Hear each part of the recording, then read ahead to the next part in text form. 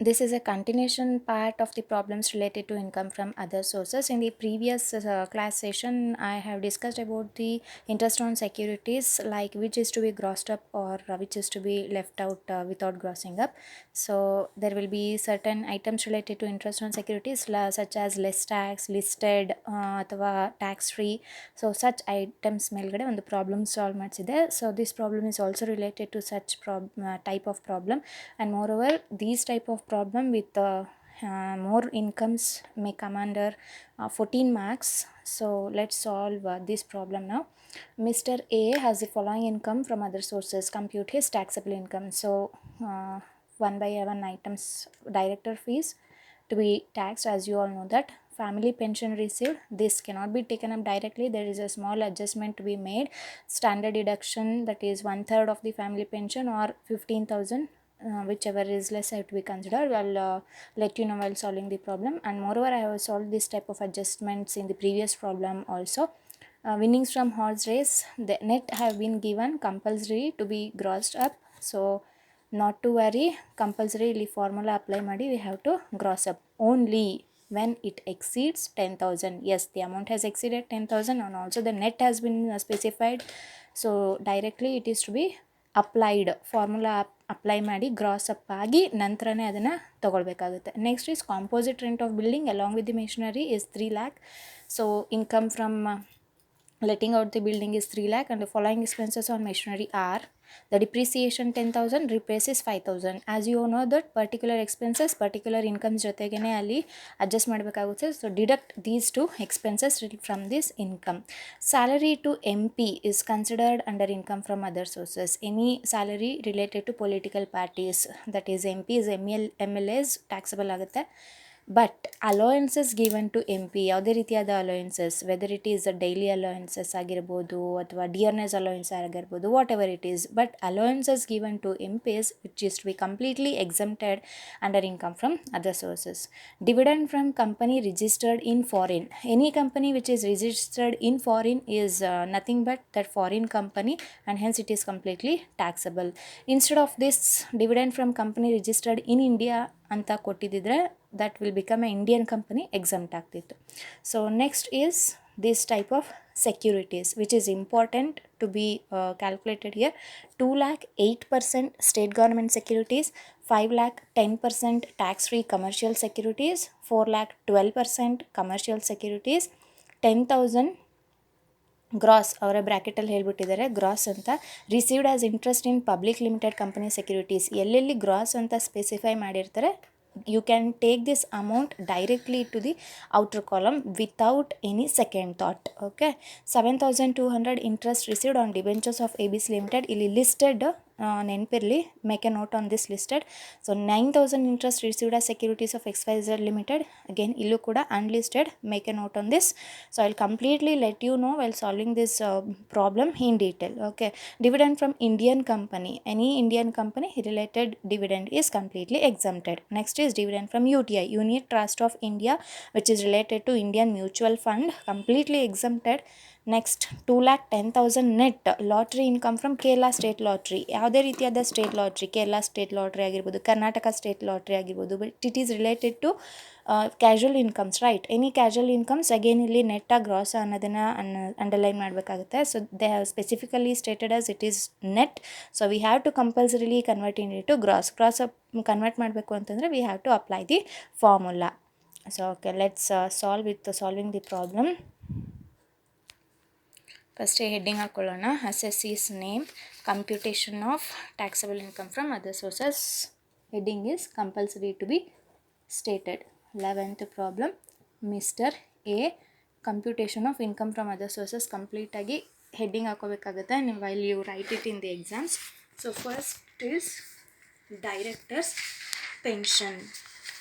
We'll start up with the first income is director's fees. Take it in the outer column, 45,000. Next is family pension. The amount is 60,000. put it in the inner column because ಅದಕ್ಕೆ ಆದಂಥ standard deduction ನಾವು applicable ಮಾಡಲೇಬೇಕಾಗುತ್ತೆ. What is the standard deduction ಅಂತಂದರೆ 1/3 of family pension amount, that is 1/3 of 60,000 which comes to rupees 20,000, or the standard amount given by the IT department is 15,000. So whichever is less is to be compared with the actual amount given in the problem. So 15,000 is compared, take it to the outer column, 45,000. Next is winnings from horse race. As they have specifically said, it is net ಅಂತ ಹೇಳಿರೋದ್ರಿಂದ compulsory we have to apply the formula and convert it into the gross, right? So ಯಾತಕ್ಕೋಸ್ಕರ formula apply ಮಾಡಬೇಕು? For converting the gross ಅಮೌಂಟ್ಗೋಸ್ಕರ. So okay fine, for converting the gross we have the formula that is net amount given is 35,000 into 100 divided by, as it is a casual incomes 30% TDS deduct ಆದಾಗ ಇನ್ನು 70% ಮಾತ್ರ ಇರುತ್ತೆ. So after converting it to gross the final amount is 50,000. Next is composite rent.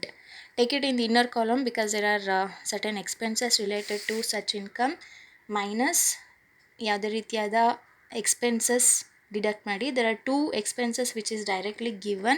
One is depreciation 10,000, the other one is repairs amounting to rupees 5,000. After adjusting this you will come to rupees 2,85,000. next is salary to MP. Any salaries related to political parties is taxable under the head income from other sources, but any allowances given to political parties is completely exempted from the tax limit. Next is dividend from a company which is registered in foreign ಅಂತ ಹೇಳಿರೋದ್ರಿಂದ dividend from foreign company ಆಗುತ್ತೆ, which is completely taxable. So next ಇಲ್ಲಿಂದ ನಮಗೆ interest on securities related items ನೋಡ್ಕೊಳ್ತಾ ಬರೋಣ. Interest on state government lotteries. So interest on state government lotteries ಅಂತ ಇದೆ. So ಇಲ್ಲಿ TDS ಏನು ಅಪ್ಲಿಕೇಬಲ್ ಮಾಡೋ ಅವಶ್ಯಕತೆ ಇಲ್ಲ, because it is related to government security. And moreover ಇಲ್ಲಿ ನಾನು ಪ್ರೀವಿಯಸ್ ಪ್ರಾಬ್ಲಮಲ್ಲಿ ಒಂದು ಹಿಂಟ್ ಹೇಳಿದ್ದೆ ಯಾವಾಗ ನಾವು ಗ್ರಾಸ್ ಅಪ್ ಮಾಡಬೇಕಾಗುತ್ತೆ ಅಂತ. ಒನ್ ಹಿಂಟ್ ಬಂದು ನಿಮಗೆ ಲಿಸ್ಟೆಡ್ ಅಥವಾ ಅನ್ಲಿಸ್ಟೆಡ್ ಹೇಳಿದರೆ ಕಂಪಲ್ಸರಿ ಅಲ್ಲಿ ಗ್ರಾಸಿಂಗ್ ಅಪ್ ಮಾಡೋ ಅವಶ್ಯಕತೆ ಬರುತ್ತೆ. ಆ್ಯಂಡ್ ದೆನ್ ಆ ಟೇಬಲ್ನ ಒಂದು ಸರಿ ಗ್ಲ್ಯಾನ್ಸ್ ಅಪ್ ಮಾಡ್ಕೊಳ್ಳಿ, ಬಿಕಾಸ್ ಟೇಬಲಲ್ಲಿ commercial securities related to tax free ಆದಾಗ ಹೇಗೆ ಮಾಡಬೇಕು, ಲೆಸ್ ಟ್ಯಾಕ್ಸ್ ಮಾಡಿದಾಗ ಹೇಗೆ ಮಾಡಬೇಕು ಅಂತ ಅಂದ್ಕೊಂಡು completely these interest on securities will be calculated only on that table. So ಕಂಪ್ಲೀಟಾಗಿ ಟೇಬಲ್ ಮೇಲೆ ಸ್ವಲ್ಪ ಗಮನ ನೋಡ್ಕೊಳ್ಳಿ. ನೆಕ್ಸ್ಟು ಬಂದು interest on state government lottery. So ಇಲ್ಲಿ 2 ಲ್ಯಾಕು ಪರ್ಸಂಟೇಜ್ ಕೊಟ್ಟಿದ್ದಾರೆ ಅವರು, ಆ ಪರ್ಸಂಟೇಜ್ ಮಾತ್ರ ಕ್ಯಾಲ್ಕುಲೇಟ್ ಮಾಡಿ. 2 lakh into 8% amounts to rupees 16,000. Next ಬಂದು 5 lakh interest on tax free. This is important. Tax free commercial securities. While you come across that table, tax free commercial securities ಬಂದಾಗ compulsory you have to gross up ಅಂತ ಇದೆ ಆ table ಪ್ರಕಾರ, ಓಕೆನಾ?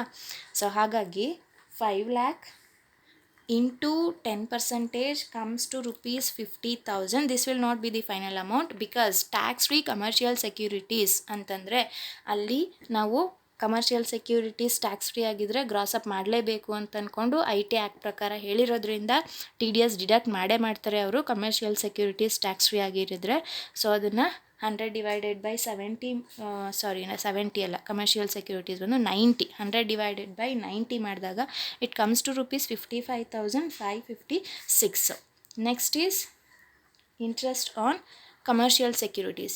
ಇದಕ್ಕೂ ಒಂದು difference ಏನಿದೆ ನೋಡಿ. ಇಲ್ಲಿ interest on tax free securities ಅಂತ ಕೊಟ್ಟಿದ್ದಾರೆ. So compulsory tax free commercial securities ಮೇಲೆ ಮ್ಯಾಂಡೇಟರಿ ನಾವೇನು ಮಾಡಬೇಕು, TDSನ ಡಿಡಕ್ಟ್ ಮಾಡಬೇಕು. ದಟ್ ಈಸ್ ಗ್ರಾಸ್ ಅಪ್ ಅಮೌಂಟಾಗಿ ನಾವು ಅದನ್ನು ಕನ್ವರ್ಟ್ ಮಾಡಲೇಬೇಕಾಗುತ್ತೆ. ಸೊ ಹಾಗಾಗಿ ಗ್ರಾಸ್ ಅಪ್ ಮಾಡಬೇಕಾದ್ರೆ ಕಂಪಲ್ಸರಿ ಈ ಫಾರ್ಮುಲಾ ನಾವು ಅಪ್ಲೈ ಮಾಡಲೇಬೇಕಾಗುತ್ತೆ. ಇಲ್ಲಿ next interest on commercial securities ಮಾತ್ರ ಹೇಳಿದ್ದಾರೆ. They have not specifically stated ಇಲ್ಲಿ ಟ್ಯಾಕ್ಸ್ ಫ್ರೀ ಅಂತ ಹೇಳಿಲ್ಲ, ಲೆಸ್ ಟ್ಯಾಕ್ಸ್ ಅಂತ ಹೇಳಿಲ್ಲ, ಅಥವಾ ಲಿಸ್ಟೆಡ್ ಅನ್ಲಿಸ್ಟೆಡ್ ಏನೂ ಹೇಳಿಲ್ಲ. ಆ್ಯಸ್ ಈ problem is silent regarding all those adjustments, take it directly ಅಷ್ಟೇ. 4 ಲ್ಯಾಕ್ ಇಂಟು 12%, ಡೈರೆಕ್ಟಾಗಿ 48,000 ಔಟ್ರ್ ಕಾಲಮಲ್ಲಿ ಹಾಕೊಳ್ಳಿ. No need to gross up here because the reason ಹೇಳಿದ್ದೀನಿ. ಯಾವುದೇ ರೀತಿಯಾದ ಟ್ಯಾಕ್ಸ್ ಫ್ರೀ, ಲೆಸ್ ಟ್ಯಾಕ್ಸ್ ಅಥವಾ ಲಿಸ್ಟೆಡ್ ಅನ್ಲಿಸ್ಟೆಡ್ ನಮ್ಗೆ ಯಾವುದೇ ರೀತಿಯಾದ ಹಿಂಟು ಇಲ್ಲಿ ಸಾಲ್ವ್ ಮಾಡಬೇಕಾದ್ರೆ ನಮಗೆ ಅವಶ್ಯಕತೆ ಇಲ್ಲ. Interest on public limited companies securities, ಇಲ್ಲಿ ನಾವು ಗ್ರಾಸ್ ಅಪ್ ಮಾಡಬೇಕಾ ಬೇಡವಾ ಅನ್ನೋ ಅವಶ್ಯಕತೆ ಒಂದು ಪ್ರಾಬ್ಲಮ್ ಅರೈಸೇ ಆಗಲ್ಲ. ಯಾಕೆ ಅಂದರೆ ಅವರೇ ಕೊಟ್ಬಿಟ್ಟಿದ್ದಾರೆ ಗ್ರಾಸ್ ಅಂತ. ಪ್ರಾಬ್ಲಮಲ್ಲಿ ಅವರೇ ಸ್ಟೇಟ್ ಮಾಡಿದರೆ ವೇರೆವರ್ ಗ್ರಾಸ್ ಅಂತ ಕೊಟ್ಟಾಗ ನಾವು ಅದನ್ನು ಡೈರೆಕ್ಟಾಗಿ ಔಟ್ರ್ ಕಾಲಮಲ್ಲಿ ತೊಗೊಳ್ಬೋದು. 10,000. Next is interest on debentures of ABC limited ಅಂತಿದೆ. ಸೊ ಈಗ ಬ್ರ್ಯಾಕೆಟಲ್ಲಿ ಏನು ಹೇಳಿದರೆ listed. So as I have previously mention that any listed unlisted ಅಂತ ಕೊಟ್ಟಾಗ some grossing up amount necessary compulsory ಆಗುತ್ತೆ ಇಲ್ಲಿ. ಸೊ ಇಲ್ಲಿ 7,200 ಕೊಟ್ಟಿದ್ದಾರೆ. ಯಾವುದೇ ರೀತಿಯಾದ ಇಂಟ್ರೆಸ್ಟ್ ಅಮೌಂಟನ್ನು ಕೊಟ್ಟಿಲ್ಲ, ಇಂಟ್ರೆಸ್ಟ್ ರೇಟನ್ನು ಕೊಟ್ಟಿಲ್ಲ, ಡೈರೆಕ್ಟ್ಲಿ ಇಂಟ್ರೆಸ್ಟ್ ಅಮೌಂಟನ್ನು ಕೊಟ್ಟಿದ್ದಾರೆ.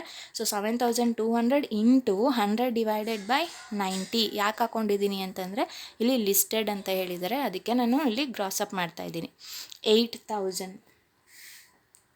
ನೆಕ್ಸ್ಟ್ ಬಂದು ಅಗೇನ್ ಇನ್ನೊಂದಿದೆ, interest on securities of XYZ limited ಅಂತ.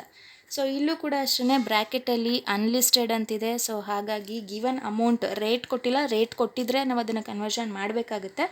ರೇಟ್ ಕೊಟ್ಟಿಲ್ಲ, ಡೈರೆಕ್ಟಾಗಿ ಅಮೌಂಟ್ ಕೊಟ್ಟಿದ್ದಾರೆ. 9,000 into 100 divided by 90. Again I am telling you that why ಈ 100 ಡಿವೈಡೆಡ್ ಬೈ 90 ಗ್ರಾಸ್ ಅಪ್ ಮಾಡ್ತಾ ಇದ್ದೀನಿ ಅಂತಂದರೆ it is given as unlisted. So this is a hint for you to solve the problem. Okay, keep it in mind. 10,000 ಆಗುತ್ತೆ. Next dividend from Indian company. Dividend from Indian company. So I need not to tell about this. It is a completely exempted item under section 10 of the IT Act. Dividend from UTI, again it is a mutual fund related exempt. Next ಬಂದು income from lottery. Kerala state lottery ಆಗಿರ್ಬೋದು, Karnataka state lottery ಆಗಿರ್ಬೋದು, ಯಾವುದೇ ರೀತಿಯಾದ casual incomes. Don't worry about the states here. Net ಅಂತ ಕೊಟ್ಟಿದ್ದಾರೆ. So net ಅಂತ ಕೊಟ್ಟಾಗ ಏನು ಮಾಡಬೇಕು, we have to apply the formula for converting the amount into gross. ಓಕೆನಾ? ಸೊ ಗ್ರಾಸ್ ಆಗಿ ಮಾಡಬೇಕು ಅಂತಂದರೆ ನಾವೇನು ಮಾಡಬೇಕು, ಕೊಟ್ಟಿರೋವಂಥ amount net amount is 2,10,000 into 100 for the casual incomes. 30% TDS deduct ಆದರೆ ಇನ್ನು 70% ಉಳಿದಿರುತ್ತೆ ನೆಟ್ಟಾಗಿ. ಸೊ ಕನ್ವರ್ಟ್ ಮಾಡಿದಾಗ 3 lakh ಆಗುತ್ತೆ ಅಷ್ಟೇ, ಯಾವುದೇ ರೀತಿಯಾದ ಐಟಮ್ಸ್ ಇಲ್ಲ. So total of this will come to rupees 9,12,556.